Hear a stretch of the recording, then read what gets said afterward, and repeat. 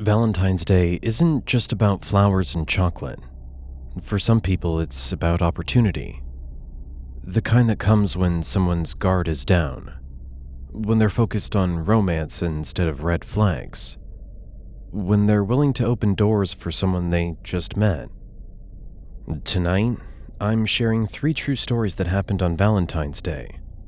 Stories about people who thought they were safe, who thought Valentine's Day meant love, not danger. These aren't urban legends. These are real encounters from people who learned too late that predators don't take holidays off. The first story involves a woman who thought anonymous flowers were harmless. The second is about a couple whose GPS led them somewhere they were never supposed to leave. The third is about a Valentine's date that seemed perfect until 4 a.m. If you're celebrating Valentine's Day this year, pay attention. Let's begin. I moved into the apartment on Maplewood Drive in October. The 3rd floor walk-up, 1 bedroom, cheaper than anything else I'd found in the area.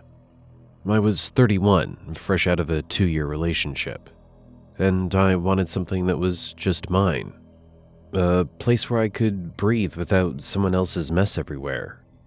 By November, I'd settled in completely. Grocery delivery routes figured out, neighbors learned, routines locked in. It felt safe. It felt like a fresh start. The first flowers appeared on November 14th. A small bundle of wildflowers.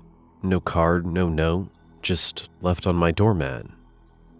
I assumed it was a mistake. Wrong apartment, wrong floor. I left them outside for a day, then threw them away when nobody came looking. They showed up again a week later. Same wildflowers, same bundle, same doormat. This time I checked with my neighbors. The woman in 3B hadn't seen anyone. The guy in 3A said he'd noticed them but assumed they were mine. I texted my building manager. He said he'd look into it and never followed up. I didn't think much of it. Anonymous flowers aren't threatening. I threw them away and moved on. By January, it had happened 6 times. Always the same flowers. Wildflowers. No card, left between 6 and 8 a.m. while I was getting ready for work.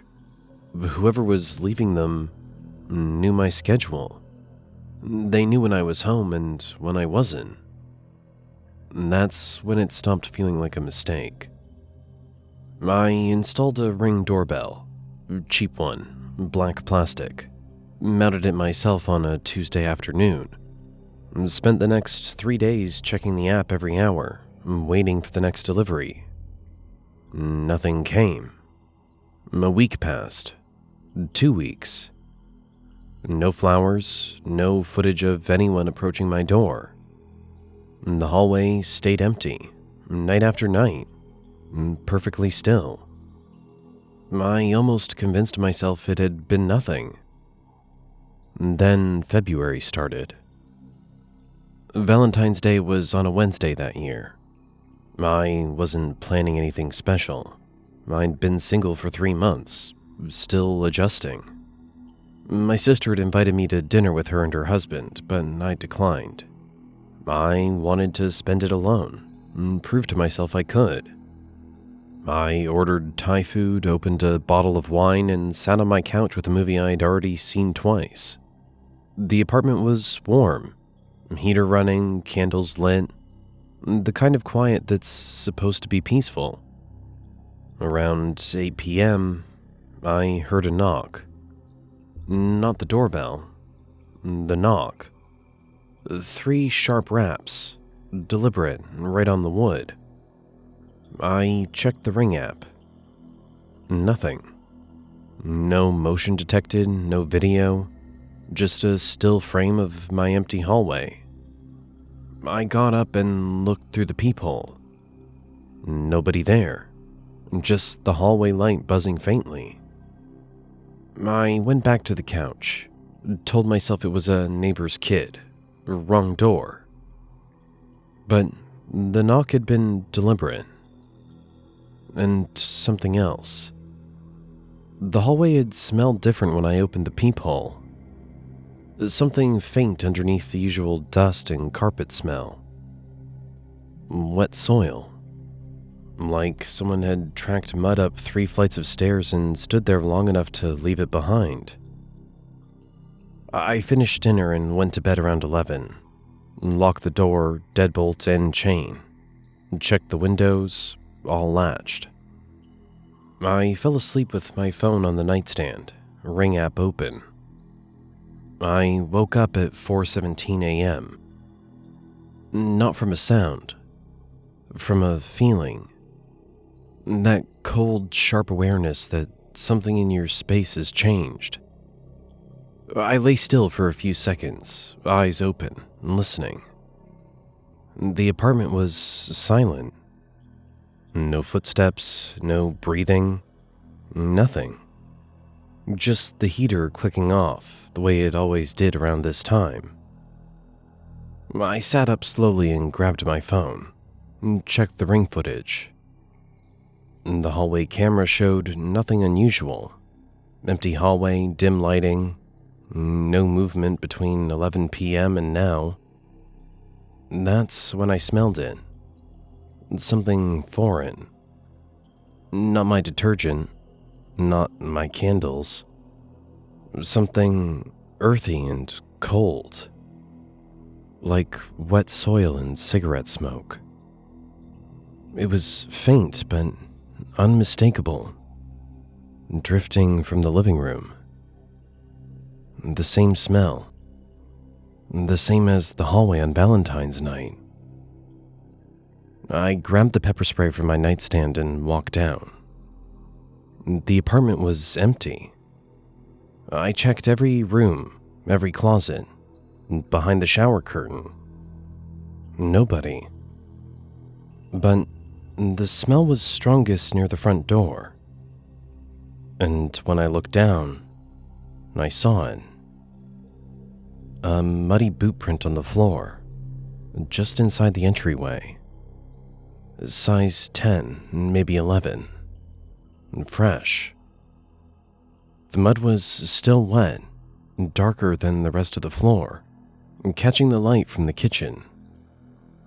Someone had been inside my apartment, had been inside while I slept, had come in and gone back out without tripping a single alarm, without showing up on a single camera.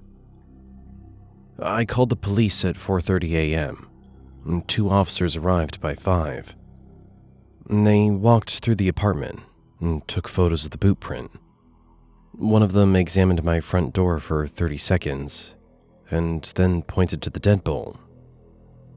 "This lock is old," he said. "Someone with the right tools could open it in under a minute." They filed a report and suggested I change the locks. Paid for it myself, had a locksmith out by noon. Changed the deadbolt and added a new chain lock. Bought a portable door alarm that screamed at 120 decibels if anything pushed against it. That night, I barely slept. Sat on the couch with the pepper spray in my hand, watching the ring feed on my phone. Nothing happened. The hallway stayed empty all night. But twice, once at 2 a.m. and again at 3:30, the hallway light flickered, just for a second.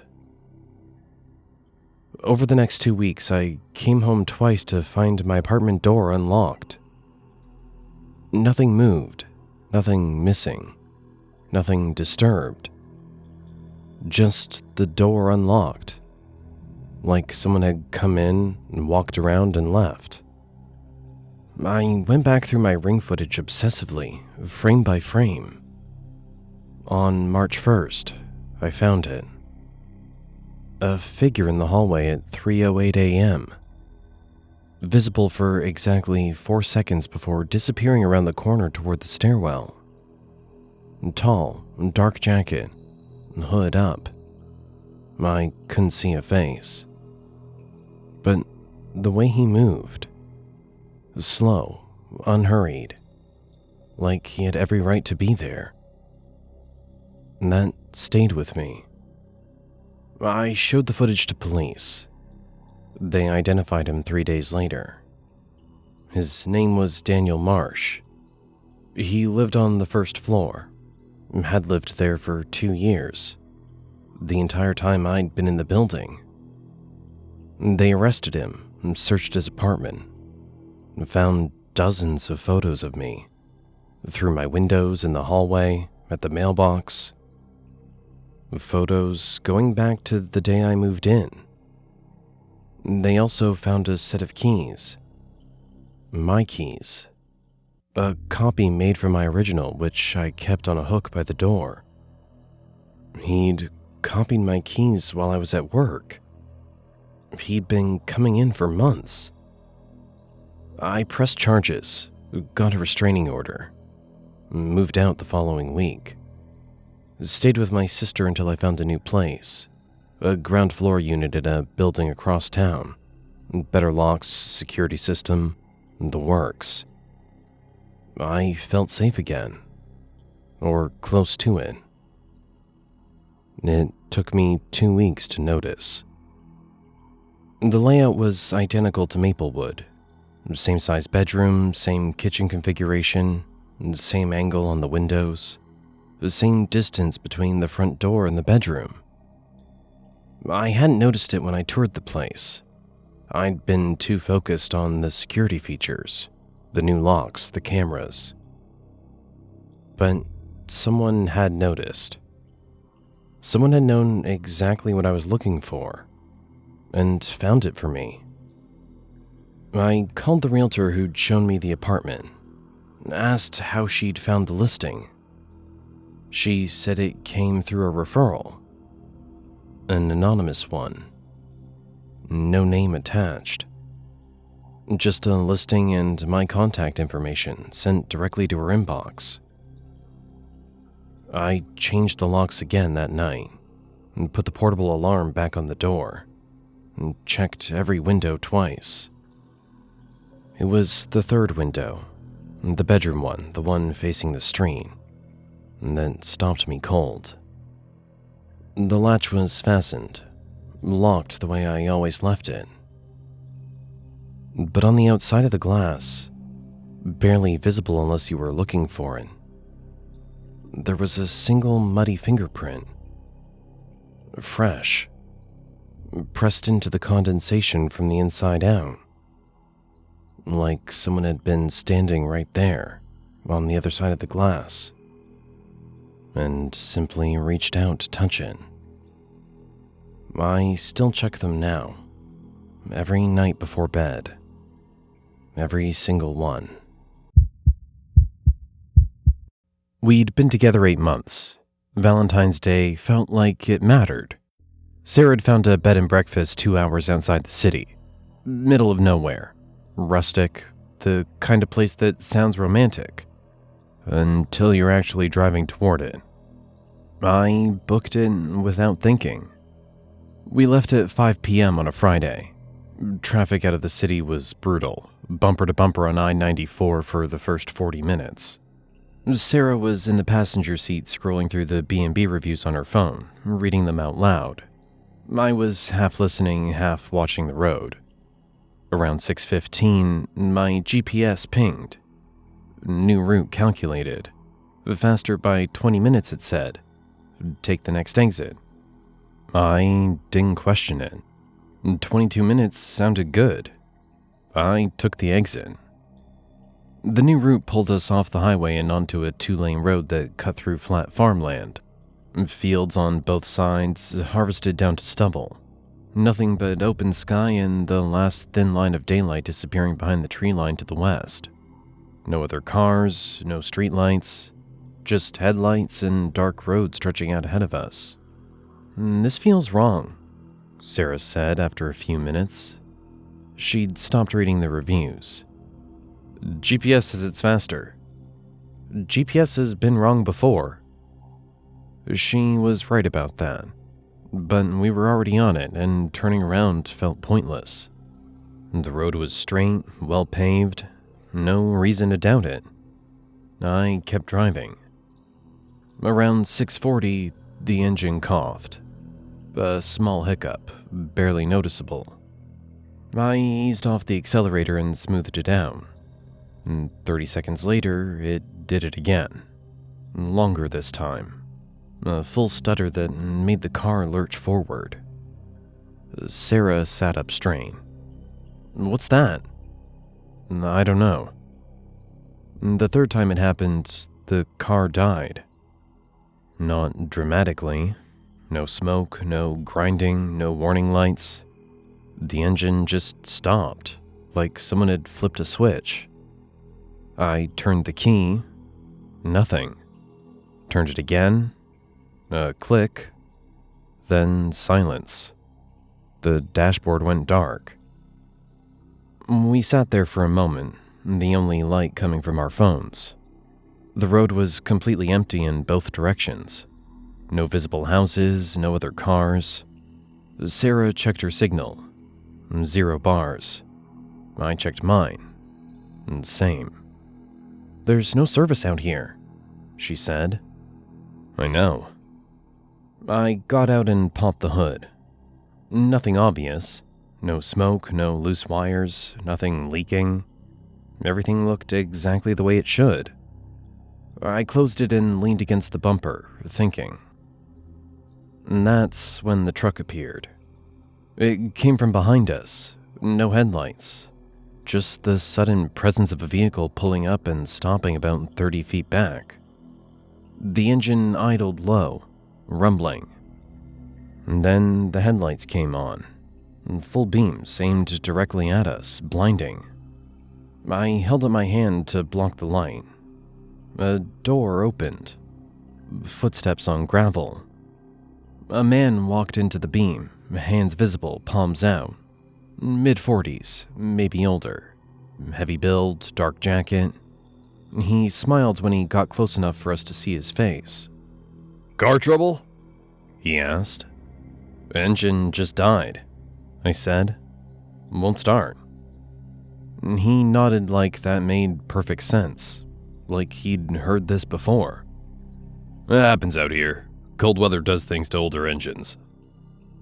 He glanced at Sarah, and then back at me. "I've got a tow rig. The shop's about 10 minutes down the road. I can have you running again in an hour tops."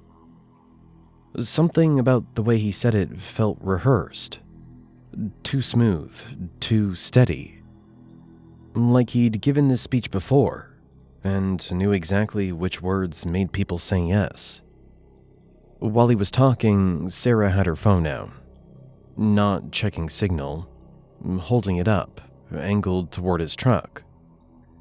Trying to get a photograph. The app wouldn't load fast enough. No signal. But she kept trying. Kept holding it up between glances at him. Quiet and steady. Like she'd already made her decision and I was still catching up. "That would be great," she said. Her voice was calm. Her hand on my arm was not. "Perfect," the man said. He smiled again. It didn't reach his eyes. He walked back to his truck and came back with a heavy-duty tow cable. While he was hooking it to my bumper, I watched him work. Efficient, practiced. He knew exactly where the tow points were on my car without looking. Like he'd done this with this exact model before. "You ready?" he called out. "Just keep your wheels straight. I'll go slow." I got back in the car with Sarah. The cable went taut and his truck started pulling us forward, slow and steady down the same road the GPS had routed us onto. Away from the highway, deeper into nothing. "Something's wrong," I said quietly. "I know," Sarah whispered. We drove for 4 minutes. At one point, the truck slowed. Not braking, just easing off, like he was checking something. I watched his side mirror. It was angled wrong. Not toward the road behind him. Toward us, in our car. He'd been watching us the entire tow. The road curved slightly to the right, and through the trees on the left side I could see a light. A single white light, like a yard lamp, maybe a half-mile off the road. No buildings visible. Just the light, alone in the dark, surrounded by bare trees. Sarah grabbed my arm. "There," she said. She'd seen it too. I made the decision in about 2 seconds. I yanked the wheel hard left off the road into the tree line. The tow cable snapped. I heard it whip back behind us, and the truck's brake lights flared in the rear view. I killed my headlights and kept going, slow bumping through underbrush and dead weeds, putting distance between us and the road. We stopped behind a thick cluster of oaks, sat in the dark, not breathing. Long enough that I started to wonder if he was going to come looking. Long enough that the silence felt worse than any sound would have. Then the engine revved. He pulled away. Fast. We waited another 20 minutes before I tried the ignition again. The car started on the first turn. No hesitation, no stutter. Like nothing had ever been wrong with it. We drove back to the highway without speaking. Got home at 10 p.m. I filed a police report the next morning. The officer took notes, asked for the location and that they'd look into it. Nothing ever came of it. I told Marcus about it a week later, a guy who drives for work. He went quiet and pulled out his phone. GPS history from 6 months earlier. Same route, same exit off I-94. Same road. His car had broken down in the exact same spot. He walked 2 miles to the nearest gas station that night. Said the whole way not a single dog barked. 3 farms along that stretch, fences full of them. 2 miles of complete silence.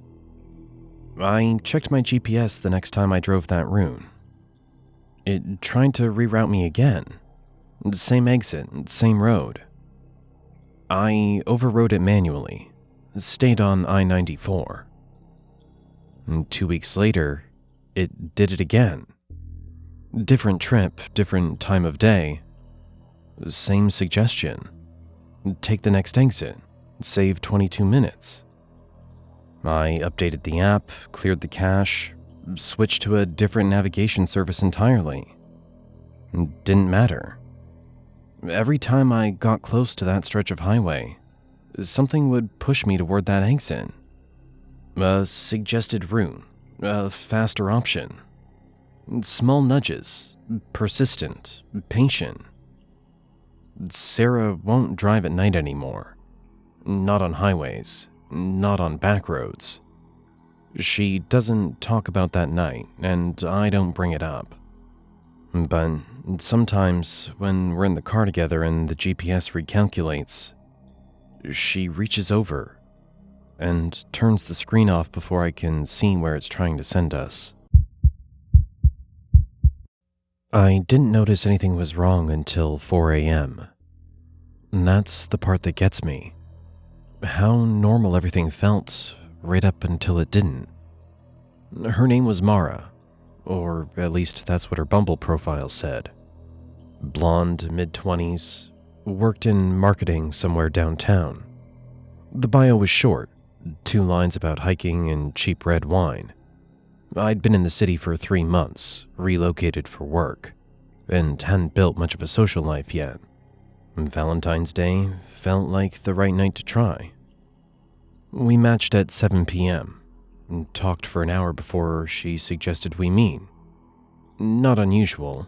I'd done this before back when I lived in Pittsburgh. She picked the place, a bar in my neighborhood. Close, convenient. I didn't think twice about it. The date was easy. Too easy, maybe. But I didn't read anything into it at the time.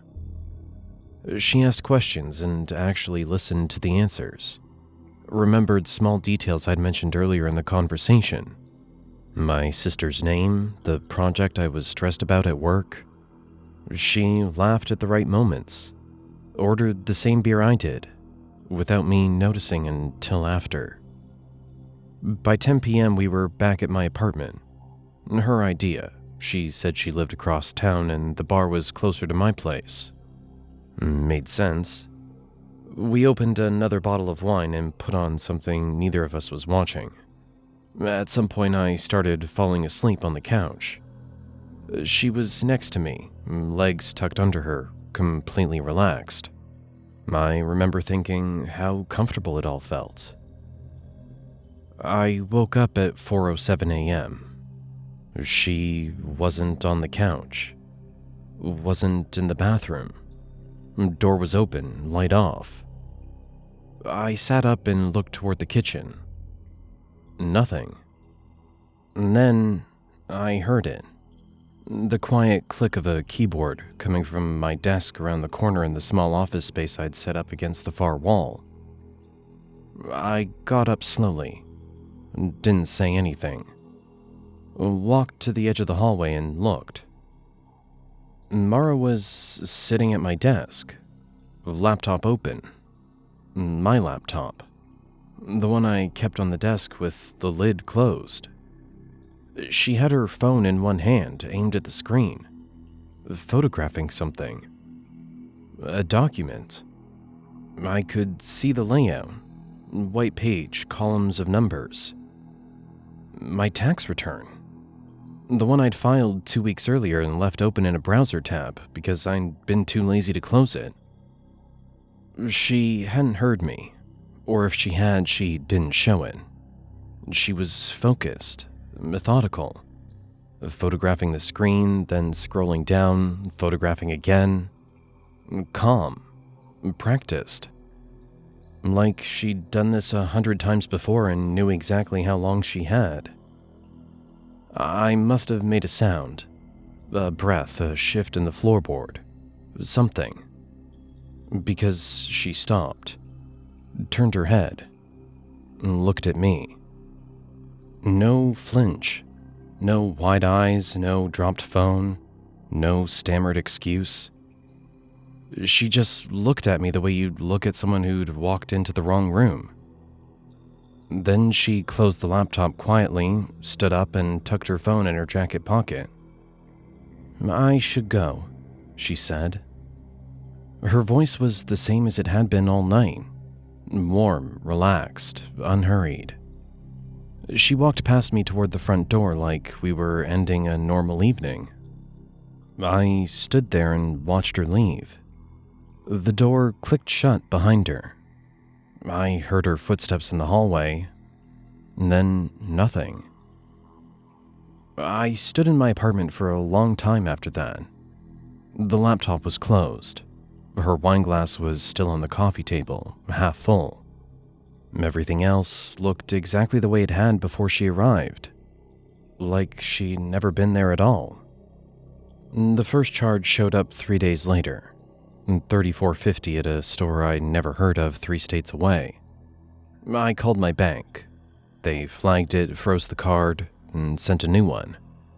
I assumed it was a data breach, something generic, nothing personal. And then it happened again. New card, new charge. $127 at an online retailer, and then $89 at another. Different stores, different amounts, all small enough that they didn't trigger automatic alerts until I checked my statement. Each one had been remotely authorized with my PIN. Not hacked remotely. Someone who had the card and watched me use it. I went back through that night in my head. The bar tab. I'd paid with my card, and typed my PIN with her sitting right next to me. She'd been watching, had memorized it. but the charges were the least of it. 2 weeks after Valentine's Day, I got a letter from the IRS. A tax return had been filed in my name. A second one, different from the one I'd submitted. It claimed a refund of $8,400 to an address I'd never seen. Someone had used my social security number, my employer information, everything from that tax document she'd photographed. I called the police, filed a report. The detective who handled the case, a woman named Rivera, went quiet when I described Mara. Asked me to repeat the bio from her Bumble profile. I did. Rivera typed something into her computer and didn't say anything for about 10 seconds. "We have a file on her," she finally said. "Different photos every time, different names. But the bio's always the same. 2 lines, hiking and cheap red wine." Rivera told me Mara, or whatever her real name was, had been doing this for at least 2 years. 6 confirmed cases across 4 states. Always Valentine's Day. Always someone new to a city. Someone without a strong local network. Someone who wouldn't have anyone checking in on them the next morning. They'd never arrested her. By the time the charges appeared, she was already gone. Different city, different profile, different face. The Bumble account deleted within hours of leaving each apartment. No digital trail. No photos that matched any database. Just the bio. 2 lines she never changed. Maybe out of habit, maybe out of arrogance. I reported the identity theft. Spent 3 months cleaning up the damage. New cards, new accounts, fraud alerts on everything. Rivera kept the case open but told me not to expect an arrest. Last Valentine's Day, exactly 1 year later, I was sitting on my couch when my phone buzzed. Bumble notification. New match. Different photo, different name, different city listed in the profile. Same bio. Word for word. Hiking and cheap red wine. I screenshotted it and called Rivera before the match disappeared. She already knew. 3 other men, 3 other cities, all matched the same night. The profile was gone by morning. But somewhere out there, she was already picking her next apartment to walk into. Already reading someone's tax return on a screen they'd left open. Already pouring wine and asking the right questions, and laughing at exactly the right moment. Valentine's Day isn't about love. Not for everyone.